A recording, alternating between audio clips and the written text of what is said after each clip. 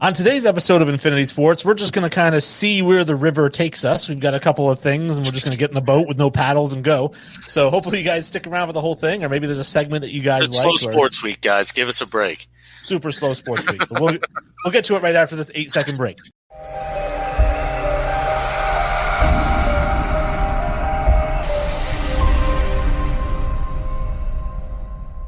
Welcome to Infinity Sports. I'm Wayne G. I'm joined, as always, by Robin. That is Sully. What's going on? It's good. And the Joker, Nick P. more like a Riddler. I think the Riddler, but not the Jim Carrey version, like the original. That's the best one. No, it's the only one. There's ever been another one? Yeah. Yeah, there's the original Riddler from like the original Batman.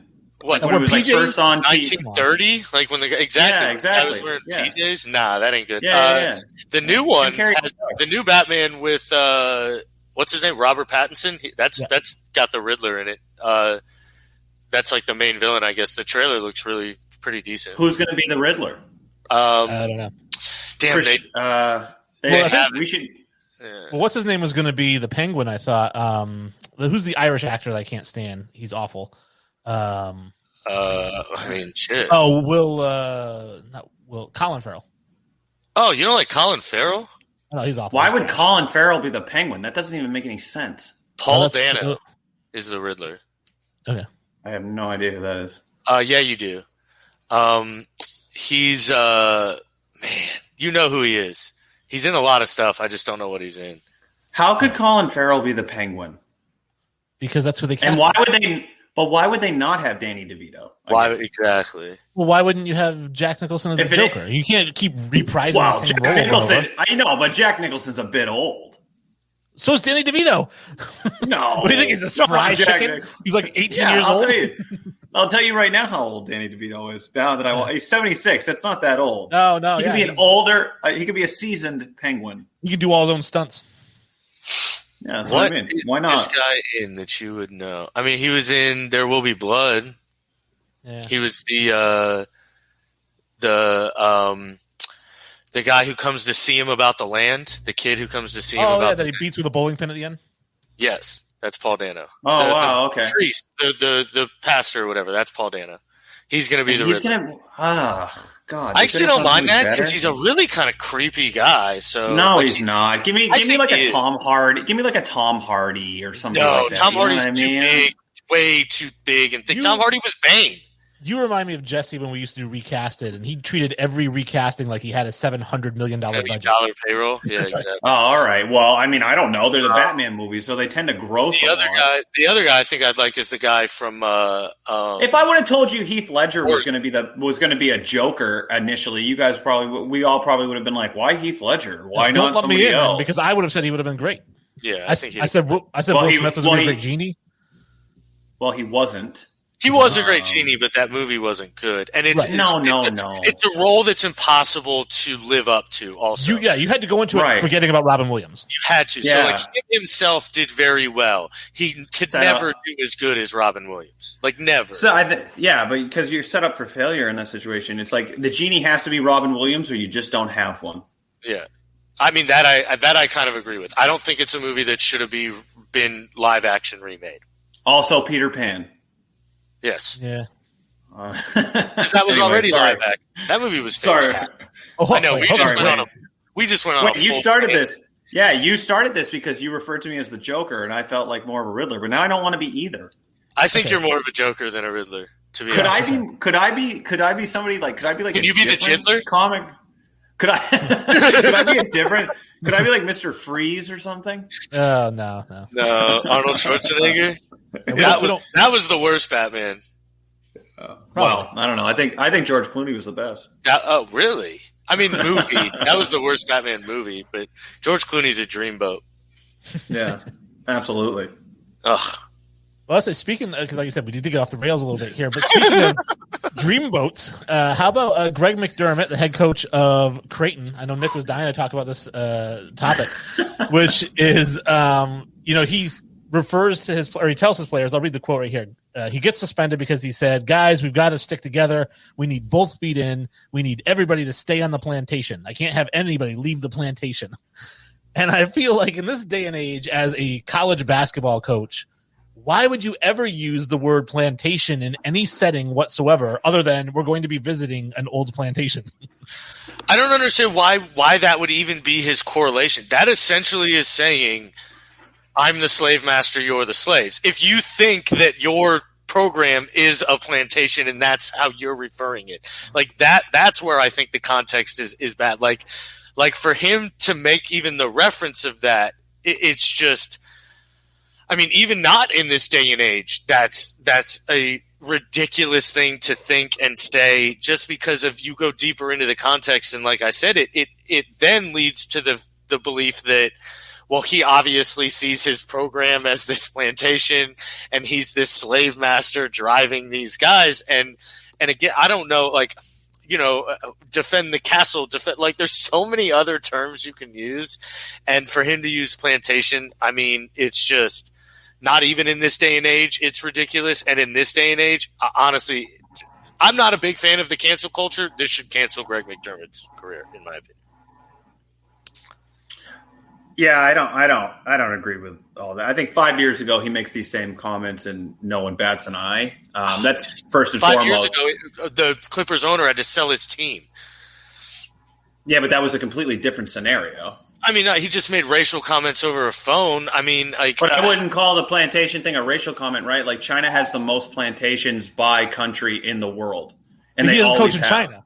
Yeah, I understand, but I'm just saying a plantation isn't synonymous with slavery. Yes, it is. Yes, in America, a plantation is slavery. It's synonymous with slavery. Just because you don't think it is, because the masses, society thinks it is, and that was the argument yesterday we had.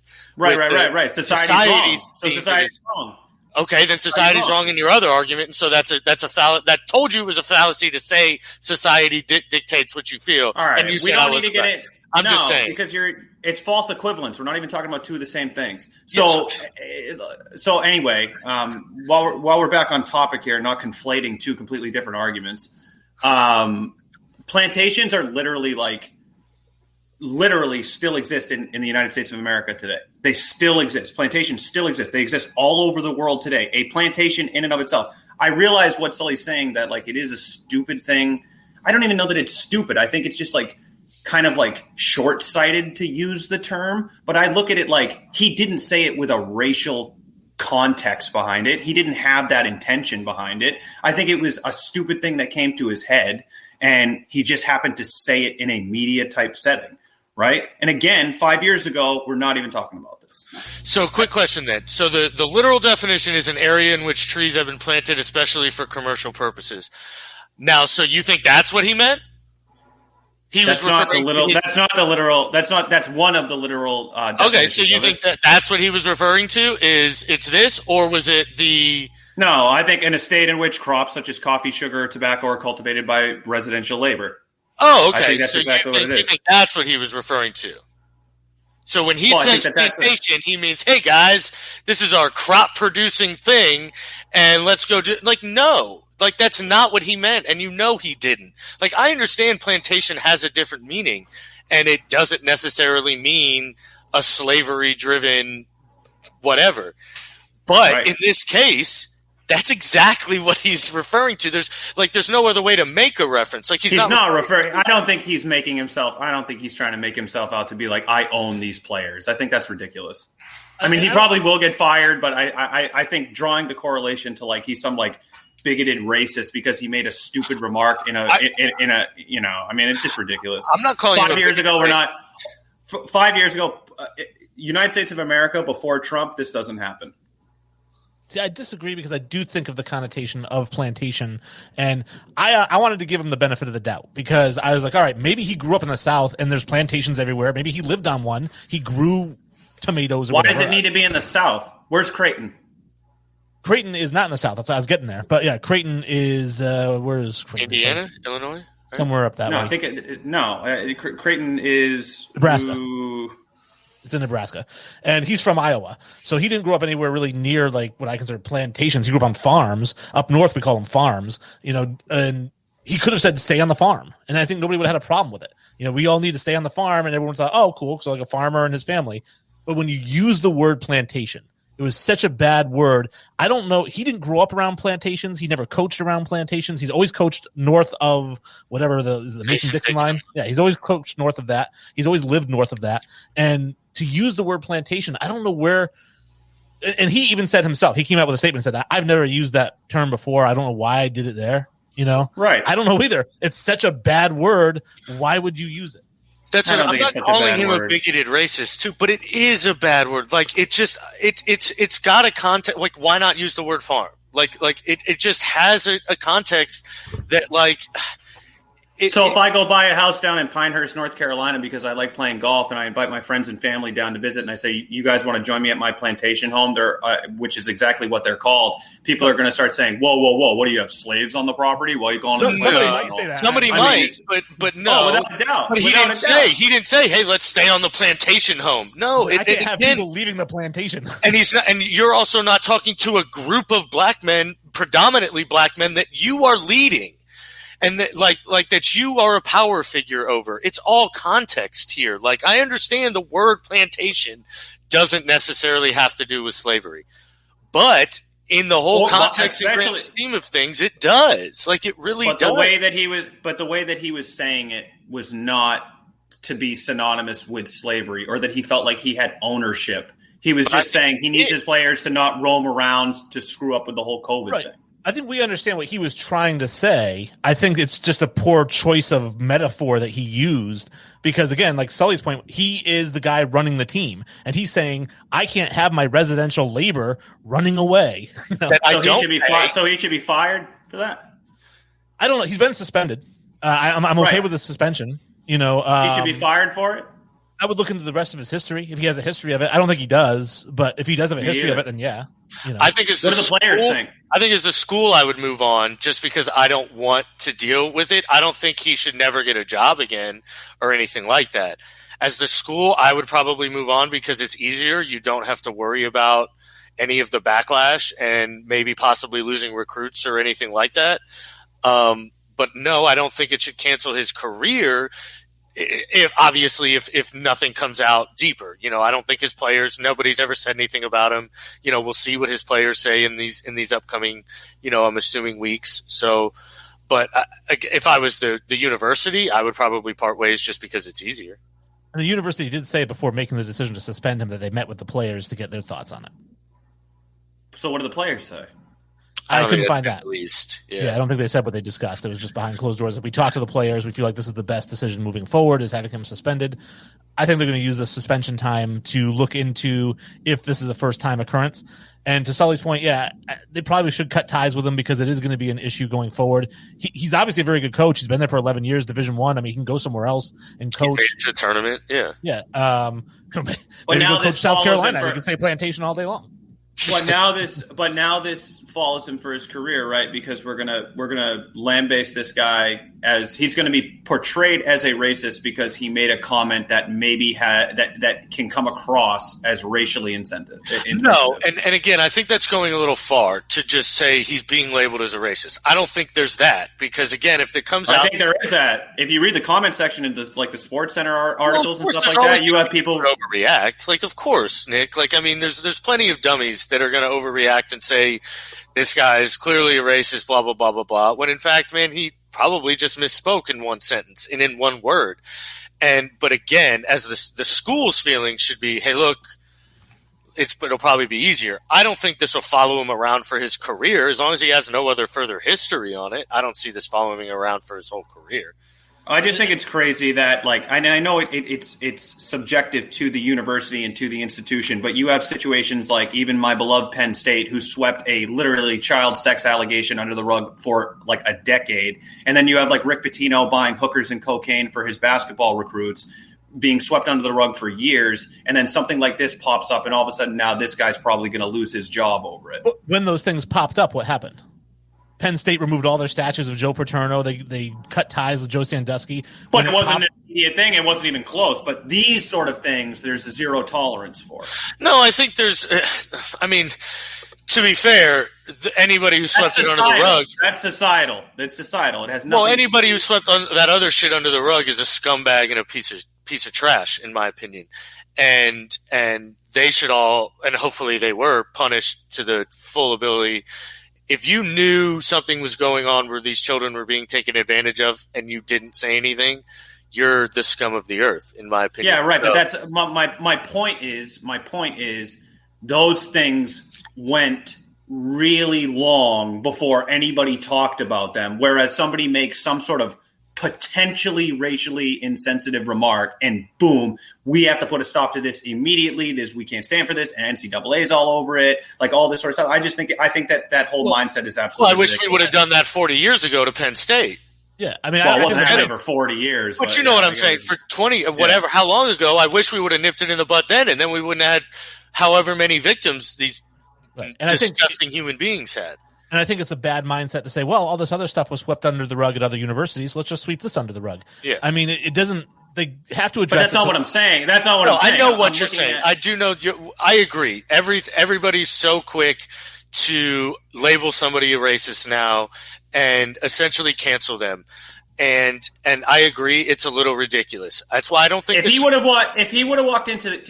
had that same speech to his players or a similar speech to his players, and he said, "Look, if any of you guys end up leaving campus and catching COVID, I'm going to shoot you." If that information leaked, everyone would take it as in jest. But because he said, "Don't get off the plantation," I mean, it's almost to the point Trump made during when he was running for president, right? Like he could shoot somebody in the middle of Times Square and not lose a vote. I mean, that's the reality. But if Trump says something that's racially insensitive, boom, that disqualifies you nowadays.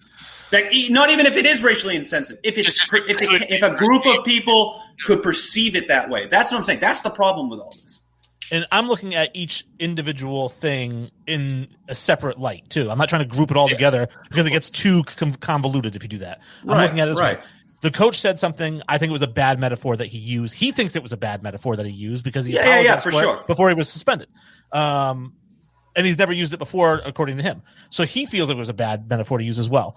I agree with the team suspending him and saying, listen, we just can't tolerate this kind of language. And if they decide to part ways with him, to Sully's point, I understand and I agree with that too, because it's a business decision at that point.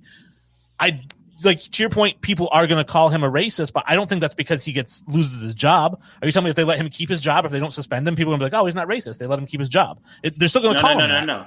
You know? No, so but I'm sure he'd rather take those sort of accusations employed. Well, take him as all again, I don't think it'd be too difficult for him to find a job.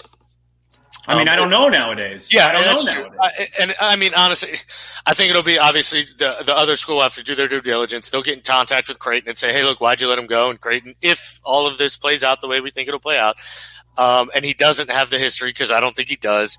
We obviously could be completely wrong, but he doesn't have the history. They'll reach out and say, Creighton will say, hey, look, we didn't find anything in his history. We just had to part ways because of a business decision, and he'll get another job and he'll have to win over those players. But I mean, he's a great coach, so I don't know. I think he gets a job. I just don't think that there's any one of us in this conversation right now, or anybody who's going to listen to this conversation, can genuinely say that they haven't said something stupid or that could have been insensitive, or that somebody else could have deemed insensitive. You know what I mean? I grew up with Dave Chappelle and Clayton Bigsby, so. Even The Office. Like, you know, so, I mean, obviously we're a little desensitized to all of that, and right. A lot of people understand. Again, it's all context. Like, I had a friend of mine at work who got into an altercation with another guy because he jokingly mentioned a joke about fried chicken and hey, and I can make that joke to my friend because I know him, we have history and blah, blah, blah. This gentleman makes this and it does have racial undertones, you know, and he doesn't know him like that. So they get into an altercation.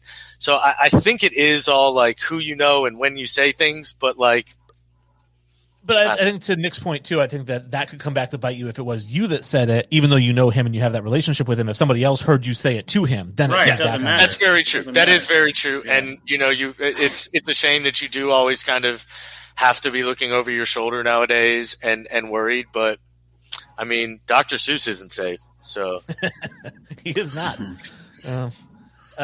So I guess again, people should be following us on social media. I'll take this time to just say, listen, guys, follow us on Facebook. We've had 14,500 impressions and 4,500 reactions to our posts just this week.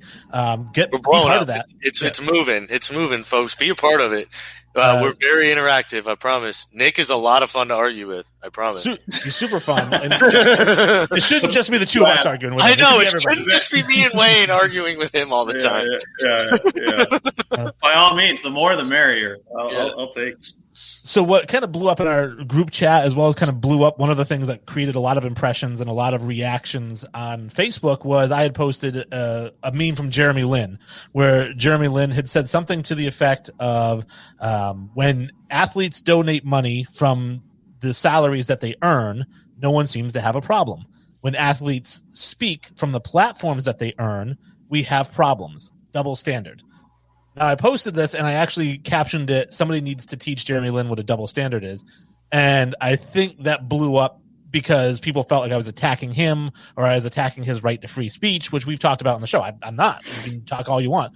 I'm just a grammar police guy. I go around on people's posts, and I will attack your grammar. And in this case, I thought that this was not a double standard at all. A double standard is when two people, two groups, two entities behave in the exact same manner but get treated differently for acting that way. That's a double standard. In this case, he's talking about one group, NBA players, who do two completely different things, and those two things get treated differently. That's life.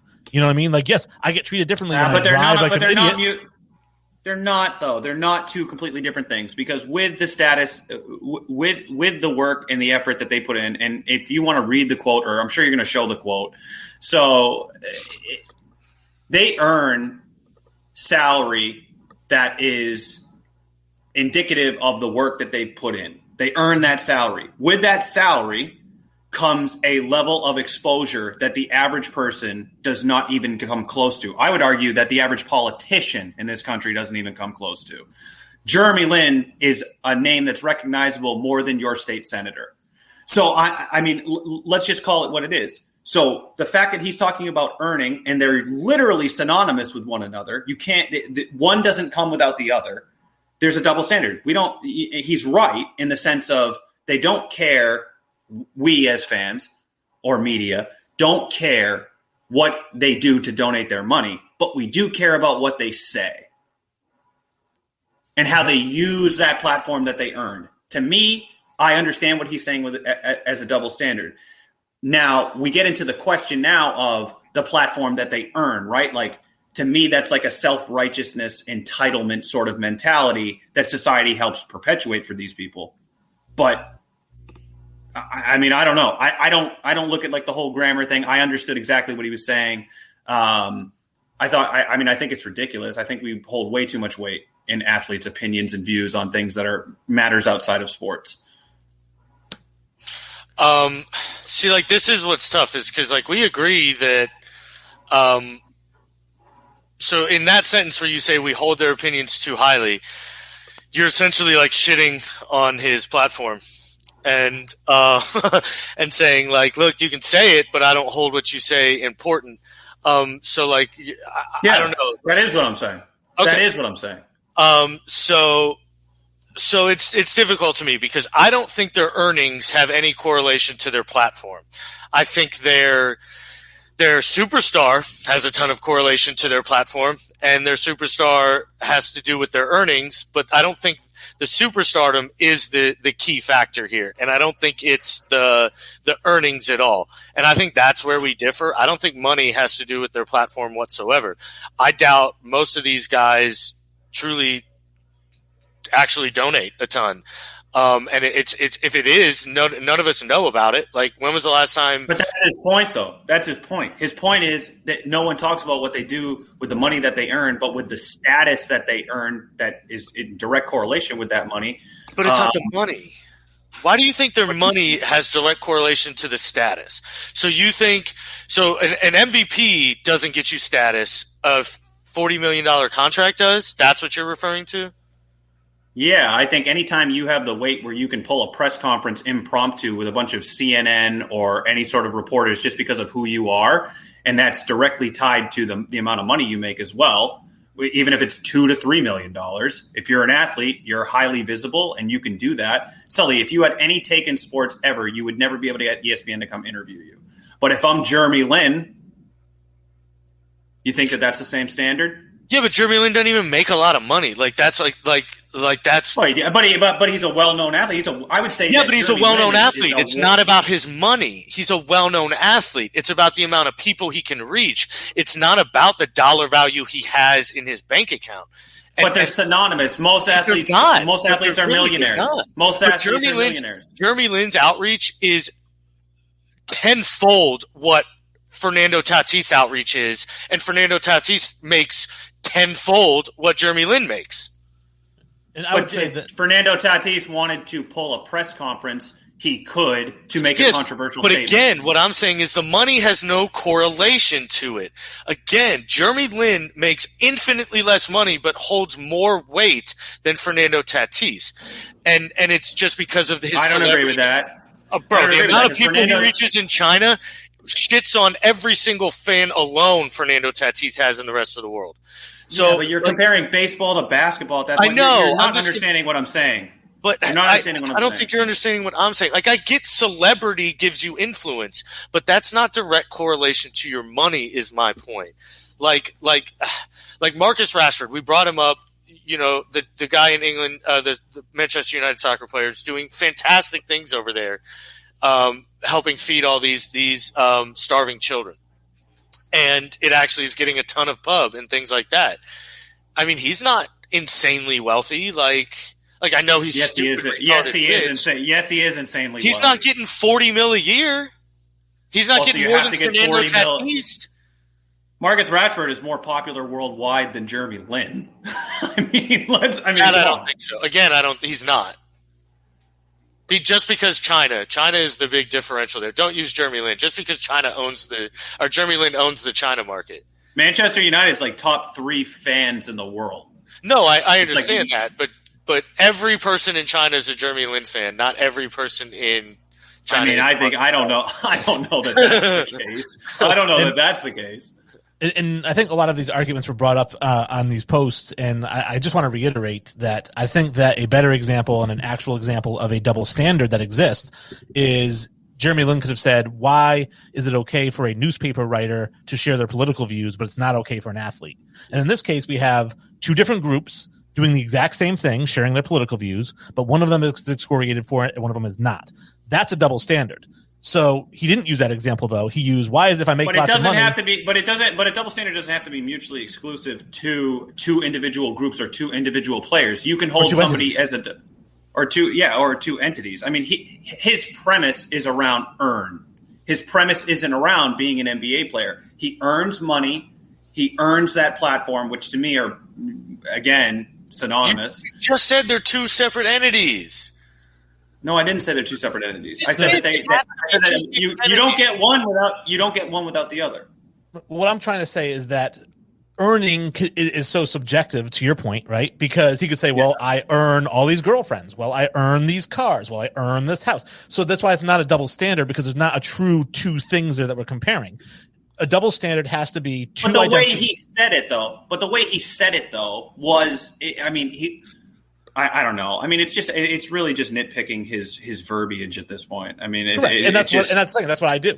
So when LeBron builds that school and does all that, and he gets all this praise, where's the double standard there? What would be? What do you mean? I'm just saying China.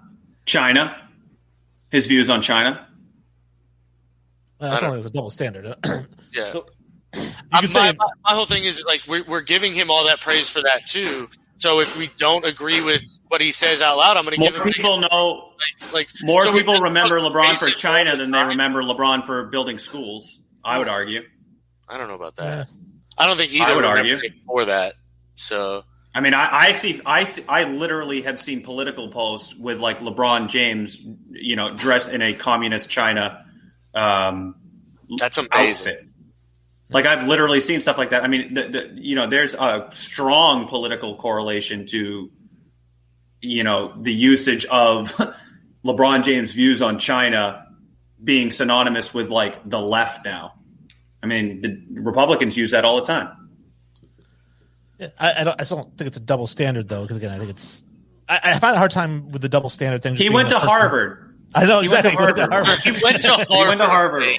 That was the other argument. Listen, that's the other argument I can't Harvard. stand is people bringing up what college the guy went to. Like it actually matters in some sense. They're like, oh, Jeremy Lin went to Harvard, so I think he might know more about the English language than you. He went for economics, goddammit. Like, he can do my taxes for me, but he doesn't mean he knows. I went to school to be an English major at Eastern Connecticut State, but because it's not Harvard, I know less about English than he does because he got an economics degree from Harvard. Come on now. It really has no bearing whatsoever where you went to college. I actually know Harvard professors that are dumber than some high school dropouts. No joke, not an exaggeration. I really know people who are high school dropouts that are smarter than Harvard professors that teach those kids like Jeremy Lin, who's not a professor. I do too. My brother's a high school dropout, and he's a double doctorate engineer. So, I mean, yeah. In any case, we're arguing semantics about what he said. I don't necessarily disagree with his points, to be fair. I do think we hold more light to it. Yeah, we hold more light to what they say because you shouldn't be and when I say this, you shouldn't be talking about anything you're not educated on, in my opinion, when you have that type of platform. And and that's why I think they get so scrutinized about what they say. And I mean, by all means they should. And also when you donate money to a cause, it's not like you're donating. Most of the time, there's nothing wrong with that cause. Like, it's tough to nitpick when he builds a school for kids who can't go to school, or, it's tough to nitpick when he feeds an entire city and things like that. You're not going to find anything wrong with that. Obviously, you're going to get 1,000 amounts of praise when you come out and you say a statement that, for one, sounds ignorant and uneducated, and half the country doesn't believe in.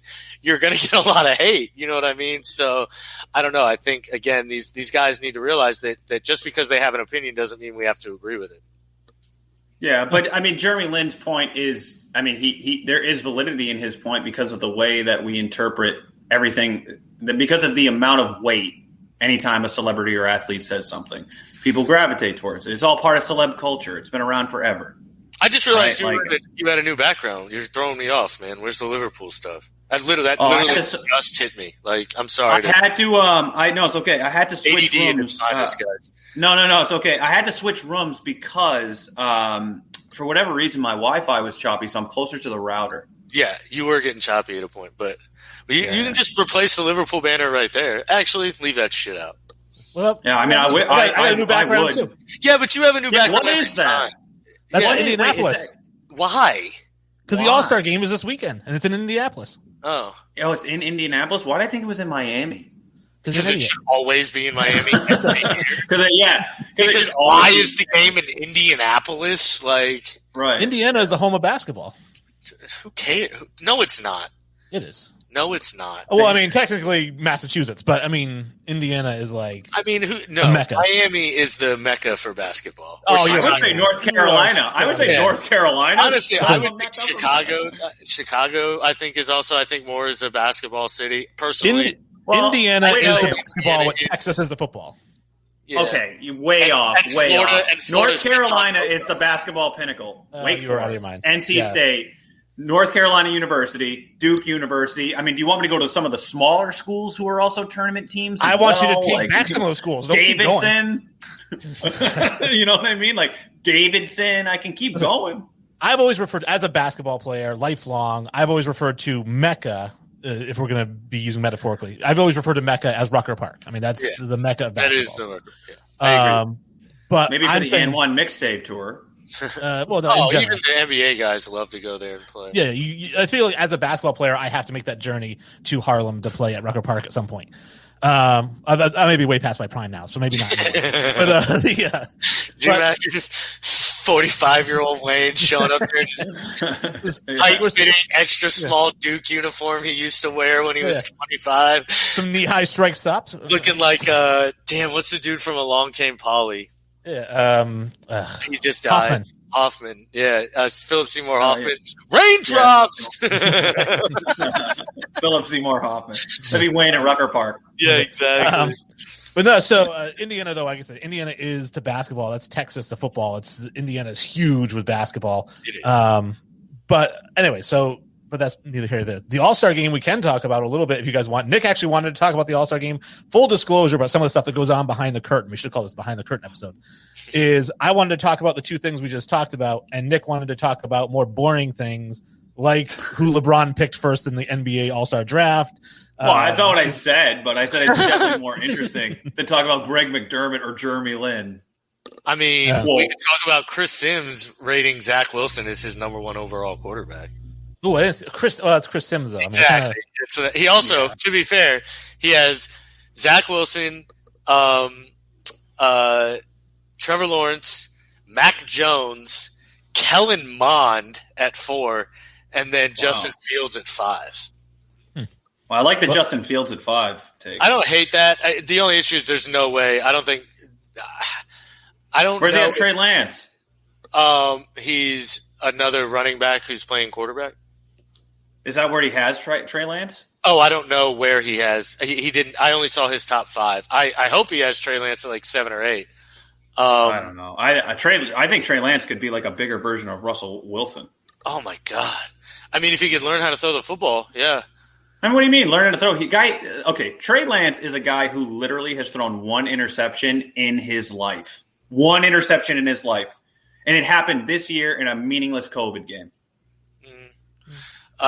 He never threw an interception in high school. Never threw one in college. Yeah, but he doesn't throw the ball. That's the problem. I mean, of course he does. Well, his numbers does. Are great.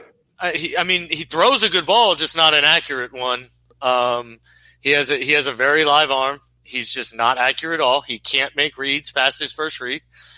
He doesn't know how to play in a pro-style offense, and he will always, for now, want to run the ball first, which he's incredibly good at. It's insane. Lamar Jackson has shown that you can scheme an offense around a running back at quarterback, and you can get away with a lot of things if you can, scheme certain plays and use his athletic ability to his advantage. I mean, he's a faster, better throwing Tim Tebow. But he's also like that's what you're going to get until you mold him into a quarterback, in my opinion. Yeah, I think that Lamar Jackson threw for 300 yards a game his last year at Louisville. Tim Tebow has like the third highest passer rating in NCAA history. So the whole one interception thing, I've watched the highlights, and he is a Lamar Jackson NFL. Carry the ball 25 times and throw the ball 10 times, kind of 100%. If he ever throws the ball more than 20 times in an NFL game, they're going to lose that game. I mean, I don't know. I think he's got Russell Wilson. I think he's got Russell Wilson potential, and I think he's as big as Cam Newton. But to your point, can run like Lamar Jackson. Not quite. I mean, he's only like 6'3", but he's built like Cam. He's very stocky. Well, he's built like listed 6'4", 230. He's not. So he's most likely going to be 6'3", 230. I mean, again, he's built like a house. He's built like a guy that you don't want to get hit by. But at the same time, as a quarterback, you can't go around using that weight. Like, you can't. Well, you can now. No, you can't. You hit your shoulder wrong one time, you're out for the season. You can't do that. Like, you can't. That's why Cam Newton's not a good player anymore. You can't physically abuse your body like that. If you take 200 hits or more as a quarterback, you will fail over time. It's a proven track record. You will fail. Well, then Pat Mahomes is probably going to fail. Takes quite a bit. Because he's not a running quarterback. He's never taken 200 hits. He takes a lot. He's never taken a lot of hits. He's never taken. I don't even think he's taken over 100. Honestly, in a season, he's taken a lot of big hits. Pat Mahomes has taken a lot of big hits. I don't know. He did in the Super Bowl too. He took 2 in the Super Bowl. I mean, he's pressured 52 times, 52% of snaps. 2 big hits. Like, for the rest of the time, he's fallen down. I mean, quarterbacks know how to get hurt when they're not in the pocket. Outside of the pocket, and you're 230, you want to run into a linebacker. Go ahead, bro. You're going to get hurt. Well, I don't know. I'm just saying I think Trey Lance doesn't get a lot of credit, and I think I think Fields does. I don't know. He throws a better ball. He's a better NFL ready quarterback. Let's put it this way, and I even said this on the mock draft we did. Trey Lance has a higher ceiling than pretty much anybody in this draft not named Trevor Lawrence and Zach Wilson. I think his ceiling's incredible because he's got arguably the most live arm in the draft, and obviously his running ability is something that's coveted in the league right now. But I mean, until he can, if you can't run an offense and make reads and go about your progressions, I'm sorry, you're just not going to succeed in this league. And that's not to say he can't eventually learn those things, but I don't see him, like, let's say that I don't see him stepping on the field and being close to anything Justin Herbert or Joe Burrow were day one. Well, I mean, but I don't think what were you going to say, Wayne? Sorry. I was kind of because he mentioned Zach Wilson. I was going to say Mel Kiper came out and said that anybody who takes Zach Wilson above Sam Darnold's an idiot. And I was curious to get your take because I know you have Wilson so high. I think Wilson's ceiling is much higher than Sam Darnold. I was a huge fan of Sam Darnold coming out, and I really thought he could make, and still can, make any NFL throw on the field, which I think is very important as a quarterback. He can go from far hash and make that far out throw, and it's a dime laser good throw. His issue has been, again, I think a little bit of lack of talent and lack of help, but he doesn't look like he's figured out the game, in my opinion. He still looks like a guy who's, year one, essentially, and still trying to figure out what's going on. And that very well may happen to Zach Wilson. I think Zach Wilson has more tools in his tool belt than Sam Darnold does. How many? I mean, it's funny. What stuck with me was when you said that Sam Darnold, it just feels like he's in his first year. And I agree with that, but partly because how many head coaches has this kid played for? I agree, and different offenses. How many times have they changed the system on this kid? I don't think that – I mean, I don't know. I don't know if Sam Darnold's going to be better or is better than Wilson. I mean, that's tough. That's a gamble that the Jets need to make. But I've said from the very beginning that I think the Jets need to do a better job of surrounding him with talent. I mean, because either way, you take Wilson with the second pick and you're committing your future to a guy that you are putting into a really shit situation. So it's like, why not try to see what you can get out of Darnold by putting some talent around him? And then if it doesn't work, you go grab a veteran and draft somebody next year because you're going to be terrible anyway. So you'll get a high pick. It's just like, I mean, I don't know. I don't think I think you give Sam Darnold talent. If I'm the Jets, I'm giving Sam Darnold some talent. I'm giving him some level of continuity on offense, and I'm seeing what I can get out of him. I don't disagree with that strategy. I don't know. I know that Sully made the point before that if you do that, let's say Sam Darnold, you surround him with a little bit of talent, he shows flashes of what he can be. Well, now you've got to pay him $30 million a year. Yeah, I don't think you have to pay him that though. If you draft a rookie quarterback, easily you only pay him going rate for an average quarterback right now is $30 million. I mean, I don't know. Yeah, who is Tannehill? Who is Tannehill? Oh, yeah. Well, that's what I'm saying. But like, if he comes up, but it's the next contract, so he's going to get more than 25. They could franchise him. They could, but then he's getting way 35. more than 25. Then he's getting 35, 40. So I agree, but I think that's where you run into the problem. And the playbook to success nowadays, which the Jets can't even accomplish to your point, is get a rookie quarterback and try to win in that 5-year span. Because when he's on his rookie deal, that's your best shot of winning your championship, essentially, because then you can load your roster. Now, I don't think the Jets can win. I mean, the Jets aren't there. You don't know the Jets. To your point, the Jets aren't within 5 years of winning a championship anyway. So, but I mean, my whole thing is, just because you got one lottery ticket doesn't mean you don't buy another one. And this one has less numbers to match, in my opinion. With Sam Darnold, you don't like Zach Wilson. So you don't really like Zach Wilson. I do. I like him a lot. I think he's so you like him that you want him to go and have a terrible career with the New York Jets. But I think that's saying a lot. I think you thought the same situation about Joe Burrow. I don't think anybody thought Joe Burrow was in a great situation, and I did. I mean, seeing him now, I think he has ability to lead that to Cincinnati out of the basement per se and be a. He had Higgins. He had Boyd. He got Higgins Green in that draft. He had Mixon. Green I don't think Green's played a snap. Joe Mixon's. Well, I'm saying there was some guy player in the NFL. I love Tyler Boyd. I'll sing Tyler Boyd's praise to the ceiling. T. Higgins has shown me wrong, and he's actually been able to succeed in the NFL where I didn't think he would. So don't get me wrong. I think they have a lot of pieces, but that's not to say the Jets can't either. The Jets go out and add Will Fuller and sign, I don't know, whatever the 12 running backs are on free agency, and then get Zach Wilson and maybe sign a free agent lineman. I don't know, and then get another lineman with one of their other picks. Then Sam Darnold trade gets them something. Things can happen to where that team could come out of said basement very quickly. I think you have more of a chance to succeed in 5 years with Zach Wilson than you do with Sam Darnold, and it's a cheaper option. That's my only argument. I think what the Jets have going for them is that they play in New York. So no matter how bad they are, guys want to play in New York. Yeah. Well, I don't know about that anymore. I think they do have an issue getting – they have to pay for their free agents for the most part. I do think they're going to have an easier time now that Tom Brady's out of the division. I do think more people will start to come there because with Tom Brady in that division, you're never winning it. That division's kind of open now. I don't think it's too open because I think Josh Allen's a stud, and I think he's going to kind of reign over that division for a while. But they at least have a shot. So I think that's where they can go with that. Well, I think if Tom Brady was on the Patriots last year, they don't touch the playoffs either. They probably don't get 7 wins. But I don't know. I don't disagree there. To just a pigeon or coattail off that and the post you made, Wayne, about the stats that Cam Newton had to Tom Brady and their comparable stats. And then my cousin, actually, Vince, I love you, chimed in and said, yeah, well, what about the wins? And one was 12-4 and the other was 7-9. The Patriots ranked 27th in yards allowed and points allowed this year.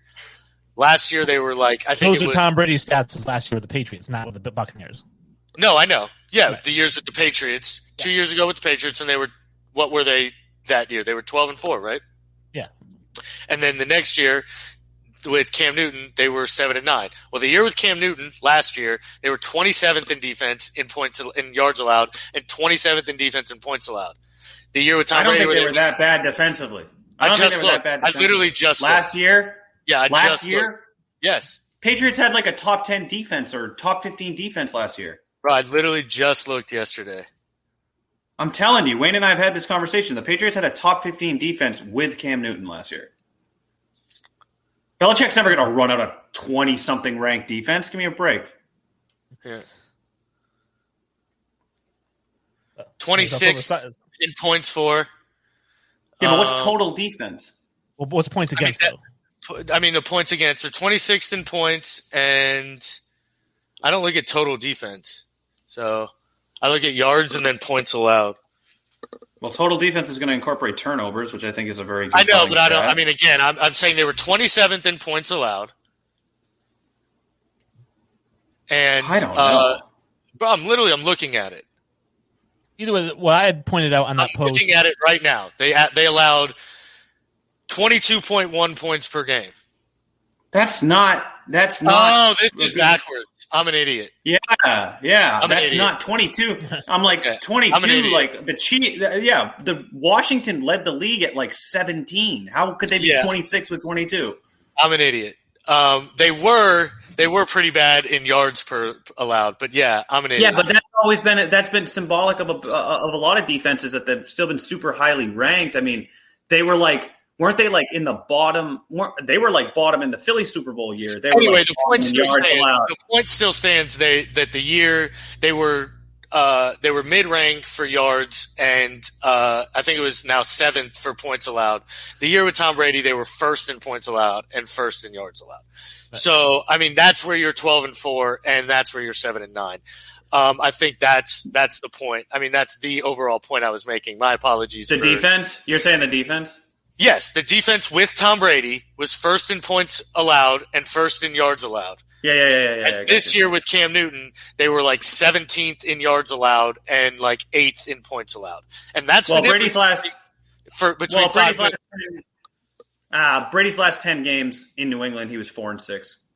Well, I'm not disagreeing. I'm just saying that that's the argument. Giving Tom Brady the credit for those wins is not what you should be doing, because that defense is really the reason they were losing games this year. The reason they were winning games that year. So, and I was saying the point of the post was how to lie with statistics, which is one of my favorite sayings, because they're using statistics in that post to kind of show that Cam Newton was a better quarterback this past year than Brady was that last year that he played in New England. And I was like, well, it doesn't show passing yards, it doesn't show touchdowns, it doesn't show interceptions, because Cam Newton had like 2 touchdowns and 9 interceptions or something stupid passing. He ran for all his touchdowns this year. So Cam Newton really was the reason they were 7-9. I mean, if they had a serviceable quarterback back there, I think they get 10 wins. Even with all their opt-outs. I mean, obviously this year they get all the guys coming back. It'll be nice. And cap space. They got a lot of cap space. And I do think they're going to cut Dante Hightower, so that's going to be another $10 million in cap space on top of what they have. That's their defensive captain. That's interesting. A lot of big cuts, though, potentially. Yeah, there's going to be a lot of big cuts here coming up. A lot of big cuts. A lot of teams are close to that cap number, and they're going to get. I mean, not even close to it. They're way over it. So. But that's kind of the point of why guys should be following us on Facebook, and is we post this stuff. You can argue with us on it. I usually post stuff to generate arguments, and it usually does a pretty good job. Like I said, this past week I had those 2, the Cam Newton one and then the Jeremy Lin one. Sparked 4,500 reactions, via comments and likes, dislikes, and stuff. Hey, that's good.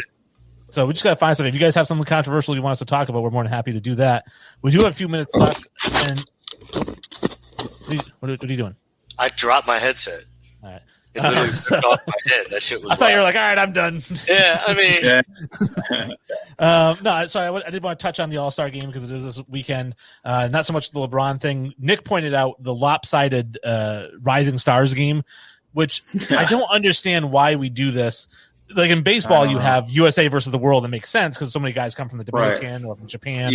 Puerto Rico, whatever it is. Yeah, but like in this case, we've got the USA versus the world and the Rising Stars. And the USA roster is Zion, Morant, LaMelo, Anthony Edwards, Halliburton, Hero, Keldon Johnson, Michael Porter Jr., and Wiseman. And then the world has Precious Achiuwa, RJ Barrett, and Ryu Hachimura. So it's going to be a slaughter. I mean, in past years it was different because you had like Doncic on the world team and Luka, and Giannis on the world team, and then Porzingis on the world team. Back when he wasn't. I'm not putting Porzingis. I mean, he was still ball. I mean, when he first came out, guy was a baller. He's still a baller. I mean, he's still demanding multiple first-round picks and things like that. The guy's still a baller. He's just an injury case, but. My point being that, like, the world team has been stacked in years past. This is just a time where the USA team is stacked right now, and so deal with it. Well, I don't understand. I'm going to see. Speaking of LaMelo, I'm going to see April 11th because it's 50% capacity in North Carolina. I'm going to see LaMelo play Trae Young and the Hawks. Nice. I'm going to check out. Get to see LaMelo live. Baseball here coming pretty soon. Big, but anyway, so the Rising Star Challenge is this year it's going to be. I always look forward to it more in the All-Star game. It seems like those guys compete a lot harder in that game, and it also gives you a little bit of a glimpse into the future, I think. But yeah, aside from that, the regular All-Star game is just and now they're doing the contest.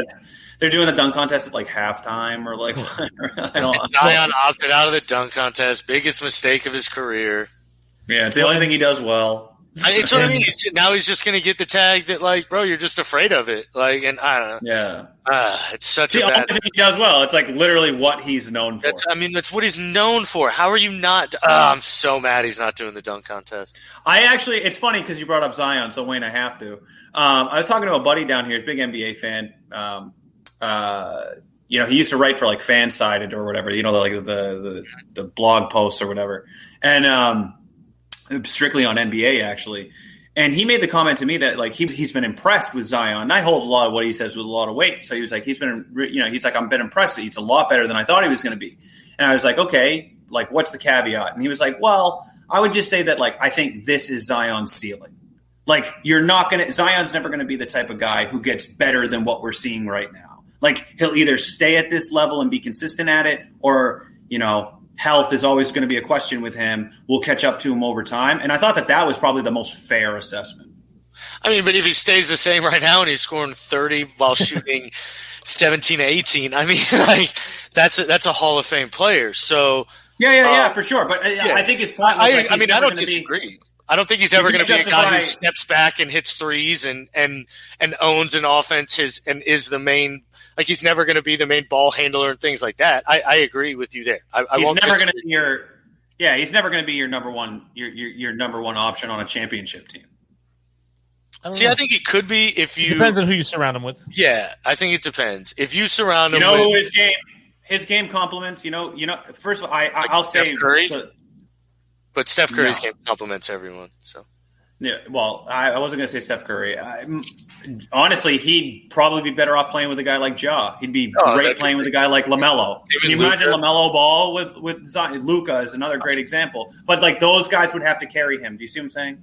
Like, he would obviously contribute. I think we talked about this episode where I said that him and Ja would be the perfect puzzle pieces to fit together because of I don't think they'd be perfect. Yeah. I don't think they'd be perfect, but I think they'd be really good. I think perfect is LaMelo Ball and Zion Williamson. If we're going perfect world, I think it's Luka, but I think LaMelo fits better too, just because he can spread the floor a little more. He's shooting, I think 40% from three now, which is insane. So I think that's why, because Ja, for all his greatness, still is an elite 3-point shooter. He can hit 32% or whatever he's hitting now, which is, it's serviceable for your second year. I'm not going to knock him as being a bad 3-point shooter because he's not. I just don't think I'd call him elite. Whereas, Luka and Melo is proving to be an elite 3-point shooter right now until he does. Well, Luka's not really an elite 3-point shooter. Luka's thing is like, Luka's not a consistent three. Yeah. He's not even a consistent 3-point shooter. It's just Luka hits those big shots when he needs to. Yeah. He's like one of those enigma type players. I think if you're guarding Luka harder at the 3-point line than you are Ja Morant, I guess. Oh yeah, for sure. That's kind of the point I'm making. So that leaves floor open for Zion. And I've said I think that Zion can carry a team to a championship because he reminds me of like a Karl Malone type player. Karl Malone in his entire career never developed a shot outside of 12 feet either. He just happened to be surrounded by guys like Hornacek and Stockton and a big man. And if you surround Zion with pieces where he can score 25, 27 points a game, get 10 rebounds, but everybody else chips in a little bit too. Was Karl Malone the guy though on Utah? He was league MVP. He better than Stockton? Yeah. He shouldn't have been, but he shouldn't have been. I agree, but to say that, like, the fact that he was even in consideration, I think, points to the fact that he was the number one option on that team. But that was a perfect storm. That was with John Stockton, with a guy who wanted to be unselfish, who wanted to do things like that, who could shoot the lights out the ball, but never wanted to shoot. And then, like you said, modern point guard isn't going to do that. Yeah, so I think that's where it's not going to work. The guy who's touching the ball now wants to score all the points and have his name in the lights. To be fair, and Wayne, again, to your point, it's like because modern NBA big men are not Karl Malone. Yes, right. But he is very similar to Karl Malone. He is very similar. He does have a similar game and skill set to Karl Malone. Except more athletic, right? A lot more athletic. Plays more above the rim, and I don't think Karl Malone's mid-range jumper is something Zion Williamson strives to be. So right. He's 20.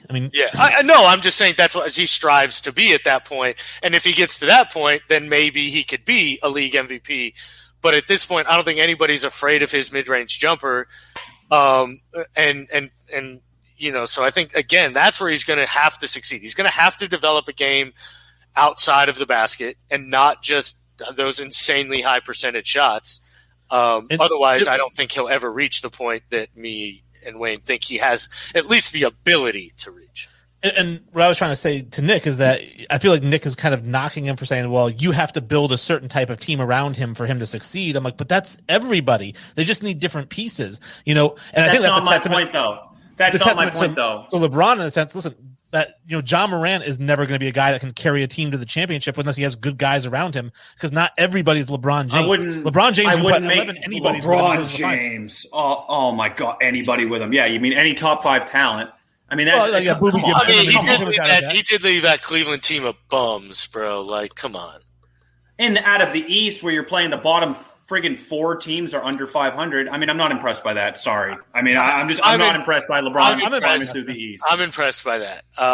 23 years old, and the second best player on the team is Daniel Gibson. Yeah, I was impressed by that. I agree. In his latter part of his career, and even not even the latter, even with that, it's more that. Oh, you mean the time he started winning?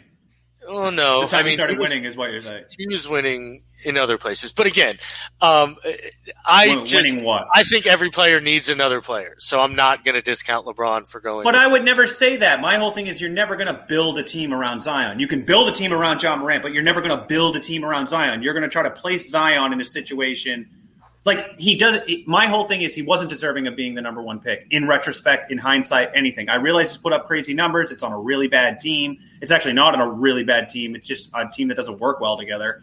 And I don't think you could justify taking Zion Williamson over John Morant because now it's like Ja will carry a team with the right pieces in place. Zion has to be a piece in place to a really good team. You wouldn't build around him. I think you could the same way you build around Ja. I think you could build around Zion. You get an unselfish point guard who can shoot. You get a two guard who can score, and you get a big man who can defend the rim. And you've got a team where Zion can be your number one scorer, and build. That's never going to happen. But that's why? Not a championship team. Not a championship. Why team. not? You put Klay Thompson and a late age Klay Thompson who can still get 20. And I don't know who's a unselfish. Well, we don't know. We don't know. I know. I'm just saying we don't know. Who's the unselfish point guard that we like that wouldn't overshadow? Conley. Yeah, I don't think he's good enough. He's an all-star. Yeah, I don't think he's good enough though. But again, Kyle Lowry. Oh, yeah, we put an all-fat team together. Yeah, exactly. I think we should take Kyle Lowry. But again, I think you could build around like to say that you can only build around Ja and not around Zion. I just don't agree with that argument. I think it's easier to build around Ja than it is to build around Zion. But I don't think that means you can't build around Zion. I just think it's much, much, much harder to find a point guard that isn't unselfish in this day and age. And I think that's where your issues lie. It's easier to have Wayne. It's easier to have a big man be your number two than it is to have a big man be your number one. Wayne, when was the last time a big man-led team won a championship? Last Tim Duncan year, Spurs. When if you count Anthony Davis and the Lakers won the championship. But LeBron's still a top 5 player, so I mean, all right, so we'll have two top 5 players. Well, let's call. And LeBron's technically a forward and a big man. I know we don't want to get in that discussion. I know what you mean by big man. I know what you mean. So is AD. AD is basically a forward. No, I know, and AD is a forward and a big man. Well, all right, so big man. Let's use Tim Duncan. We'll use Tim Duncan. Prior to Tim Duncan, who was the last player most similar to Zion that you could build a team around and win a championship? Karl Malone. You say Karl Malone? Okay, so 1998, games changed a little bit. No, sorry, and I agree. No, 100%. And Charles Barkley. Yeah. And I mean, Hakeem won. With the big Shaquille O'Neal got 3, right? Yeah, Shaquille O'Neal. Hakeem. Yeah, but the game isn't tailored towards. No, I know. Hakeem only won when Jordan left. So, I get that. So I'm just saying that was a lot. Those are the times big men led teams won championships. Shaq won 3, but they were with Kobe. 90s. Building around Tim Duncan, I think, is similar to how you would have to build around Zion. And I'm not saying that Zion's Tim Duncan because he's not. I mean, Tim Duncan was a 15-time first-team All-Defense, and he was an 11 rebounds per game guy, and Zion averages 6. I don't think there's an argument to best power forward of all time, in my opinion. But that said, I think you build around him the same way, which is surrounding him with guys who can shoot. Like a Manu Ginobili. Yeah, Manu Ginobili's, the Tony Parkers, the Robert Ory's. But you can't though, because that team. It's not even because of this day, but you can't because of how much of a liability Zion is defensively. Tim Duncan was the anchor defensively. You have to get a rim protecting big if you're like that's why I mentioned it. You've got to get an unselfish point guard, a shooting 2, and a rim protecting big. You have to if you're. So you basically need an entirely new team. So you basically need an entirely new team. Whereas if you go, New Orleans isn't that team. I think Lonzo Ball is the perfect point guard to actually work with him. I agree. So why don't it work? Well, multiple reasons. I think you move Brandon Ingram for Klay Thompson and James Wiseman. And Klay Thompson, and boom, you've got something to work with there. We'll move JJ for Gobert, and now we got then you got a team. I think Brandon Ingram is worth more than Klay Thompson right now. I think Brandon Ingram is Zion Williamson. Ooh, I don't. Yeah. I don't think he's worth more than Clay and James Wiseman, obviously. But all right, real quick, Wayne. Let's do predictions on the All-Star game. Who's going to win, Team LeBron or Team Durant? I'd take Team LeBron. I was actually going to ask you guys if the over/under was 496. Yeah. What is the over-under? Is that the Vegas line? Is that the Vegas line? That's the crazy because it doesn't sound unreasonable. It's actually probably, no, it doesn't. It's probably like 400 or like 385. Let me check it real quick. Because I think last year was like 196 to 187 or something, and it's every year they play less defense. It's gotta be Team LeBron. Like, there's no way they don't win, right? But there could be ways they don't. The over under the game's only 308. Wow, I'd take the over on that all day long. I'd take the over on that game. It started at 307, and within 15 minutes was bet up to 308. An All-Star game with no fans in the last game, it was like 400. Yeah, I'm taking the over. I know we don't talk about it a lot, but if you guys watch, if any of our fans watch UFC, and I know this isn't live, so never mind, but man, that fight tonight's going to be a bonkers fight, dude. It's going to be good. Adesanya has the chance to be the lightest light heavyweight champion ever. He only weighs 200 pounds, and he's fighting a guy who's going to walk into the ring at like 230. So it's going to be a good-ass fight. I appreciate everybody tuning in. Obviously, follow us on social media. We are available on Facebook at Infinity Sports Podcast, on Instagram at Infinity Sports Podcast, and on Twitter at Sports Infinity 5. We are also available on iTunes, Spotify, Stitcher, and Amazon Music if you choose to listen to the podcast.